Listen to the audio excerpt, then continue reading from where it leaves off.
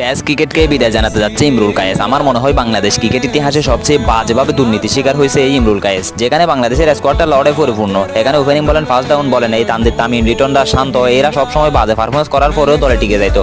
অন্যদিকে ইমরুল কায়েস একজন পরিপক্ক ব্যাটসম্যান হওয়া সত্ত্বেও তার স্কোয়াডে রাখা হইতো না। এই ইমরুল কায়েসের রিপ্লেসমেন্ট হিসেবে লিটন দাস, শান্ত, তানজিদ তামিমকে রাখা উচিত ছিল। এখন তানজিদ তামিম, লিটন দাস, শান্তর রিপ্লেসমেন্ট হিসেবে ইমরুল কায়েসকে স্কোয়াডে রাখা হইতো না। মানে কি পরিমাণ দুর্নীতি করা হয়েছে, কি পরিমাণ অবহেলা করা হয়েছে ইমরুল কায়েসের প্রতি টিম সিলেকশন সেটা ভালো করে জানে। মানে টিম সিলেকশনের মনে হয় কোনো ব্যক্তিগত খুব ছিল, না হয় কোনো প্রেশারের উপরে ইমরুল কায়েসকে স্কোয়াডে রাখা হয় নাই।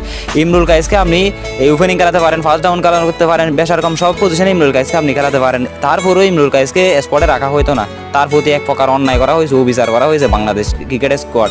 বাংলাদেশ ক্রিকেট টিমের আজকে এই অবস্থার কারণে বড় বড় সিনিয়র প্লেয়ারদের বদদোয়া আছে, বদদোয়া। তাদের বদদোয়া না থাকলে এই পজিশনে আসতে হইতো না। বাংলাদেশ এক সময় প্রতিযোগিতামূলক ম্যাচ উপহার দিত, আর এখন অনায়াসে হারতেছে। আরও মানে কি লজ্জা।